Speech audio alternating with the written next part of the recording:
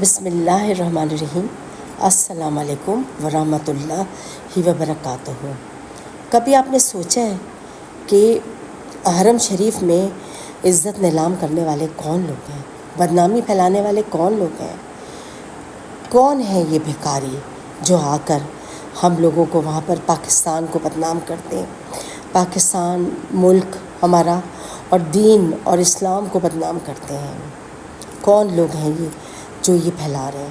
بہت سے لوگوں کا کہنا ہے کہ ہم اس لیے ان کی مدد کر دیتے ہیں کہ کہیں کوئی بد دعا نہ دے دے، کبھی ان کی کوئی ہمیں ہائے نہ لگ جائے، کبھی اس لیے دے دیتے ہیں کہ معصوم صورت ہوتی ہے تو ان کی مدد ہو جائے۔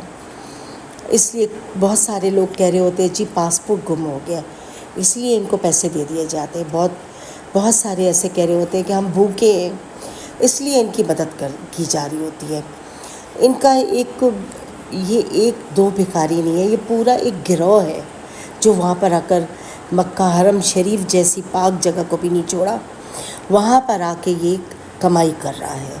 اور زیادہ تر جن سے یہ کماتے ہیں وہ ترک کے لوگ ہیں اور مسلمان ملکوں سے جو آئے ہوئے ہوتے ہیں، اور پاکستانی اور انڈیا اس طرف کے لوگ ہوتے ہیں جو صاحب حیثیت ہیں۔ ان لوگوں کو اپنی معصوم شکلیں بنا بنا کے لوٹتے ہیں اور کہتے ہیں کہ ہم بچوں کے ساتھ آئے ہیں، بیوی ہے، بیمار ہو گئے ہیں بچے، ہمارے پاس پیسے نہیں ہیں۔ ان میں سے کچھ کہتے ہیں ہمارے پاسپورٹ کھو گئے ہیں اور ہمارے پاس اتنا خرچہ نہیں ہے کہ ہم کر سکیں۔ اس طرح وہ بہت سارا پیسہ بٹورتے ہیں اور اپنا بزنس چلاتے ہیں۔ اس کی وجہ سے بہت ساری تبدیلیاں آئی ہیں، لوٹنے والوں کی وجہ سے بہت تبدیلیاں آئی ہیں۔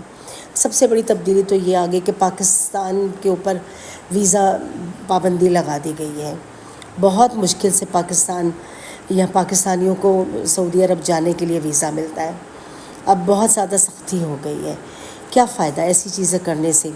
ایک دفعہ ایک بزرگ نے ایک بھکاری کو پکڑ لیا اور وہ پکڑ کے سب کو بتانے لگے کہ یہ وہ ہے، بھکاری ہے، میں نے اسے پکڑ لیا۔ تو وہ کہنے لگا کہ آئی ایم فرام انڈیا، یعنی کہ میں پاکستانی نہیں ہوں۔ اس نے جھوٹ بولا اور کہا کہ میں پاکستانی نہیں ہوں،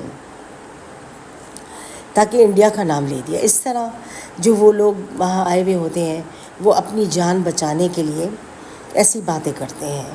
جیسے کہ آپ نے سنا ہوگا بہت سارے لوگ کہہ رہے ہوتے ہیں کہ ہماری بادشاہ منافق ہے، یہ ہے وہ ہے، لیکن جیسے ہی پوچھا جاتا ہے کہ بادشاہ کون سا، تو دوسرے ملک کے بادشاہ کا نام لے دیتے ہیں، بچنے کے لیے، اپنے آپ کو بچانے کے لیے دوسرے کا نام لے دیتے ہیں۔ اسی طرح یہاں کے فقیر بھی وہ سب یہ کر رہے ہوتے ہیں۔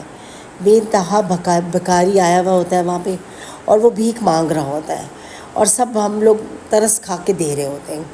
اس لیے بھی دیتے ہیں کہ اللہ کے گھر آئے ہیں تو چلو بھئی اللہ کے نام پہ دے دو ان کو بھی۔ لیکن یہ اب ہمارے لیے بہت خطرناک چیز ہوتی چلی جا رہی ہے۔ جب سے پابندی لگی ہے اس سے کافی لوگوں متاثر ہوئے ہیں، بہت سے لوگوں کو جانا ہے لیکن وہ جا نہیں پا رہے ہیں اس پابندی۔ اور سب سے بڑی چیز یہ کہ بدنامی کتنی ہو گئی ہے، بدنامی اتنی پھیلا دی ہے کہ پاکستان سے گروہ آتے ہیں اور وہ کمانے کے لیے آتے ہیں یہاں پر۔ تو اللہ تعالیٰ سب کو ہدایت دے اور سیدھے راستے پہ رکھے، اور ہم لوگوں کو اس مافیا سے بچائے، ایسی چیزوں سے بچائے کہ جو ہم غلط لوگوں کو اپنے پیسے دے دیتے ہیں۔ ہم اپنے پیسے صحیح لوگوں کو دیں جن کا حق ہوتا ہے۔ یہ لوگ فراڈ کر کے جھوٹ بول کے ہم سے پیسے لے لیتے ہیں اور ہم ان کی باتوں میں آ جاتے ہیں۔ ہمیں ان کی باتوں میں نہیں آنا، اس سے بچنا ہے اور اپنے لیے صحیح راستہ اختیار کرنا ہے، تاکہ ہمارے ملک کو اللہ ہر بلا سے بچائے، ہر چیز سے بچائے۔ ہمیں اپنے پاکستان کا نام روشن کرنا ہے، ایسی چیزوں کو ختم کرنا ہے۔ اللہ ہم سب کا حامی و ناصر ہو۔